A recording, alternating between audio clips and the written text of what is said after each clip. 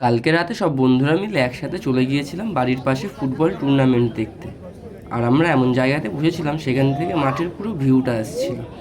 আর প্রথম ম্যাচ ছিল আমাদের পাড়ায় যে টিমটা করেছিল তাদের। 15 মিনিট খেলা চলার পরও গোল সংখ্যা ছিল 0-0। অবশেষে খেলা গিয়ে টাইফিকারে পৌঁছলো। টাইফিকার শুট আউটে এসে আমাদের টিম 3-2 হেরে যায়। আমাদের একটা প্লেয়ার গোল পোস্টের বাইরে মারে। উভয় দলের টিমটাও খুব ভালো খেলছিল। 7 সাইড ম্যাচ ছিল আর টাইম ছিল 15 মিনিট করে। তো একে একে টাইফিকার শুট আউট শেষ হলো। এটাই হলো আজকে লাস্ট টাইফিকার শুট আউট। খুব সুন্দর গোল করেছে ছেলেটা।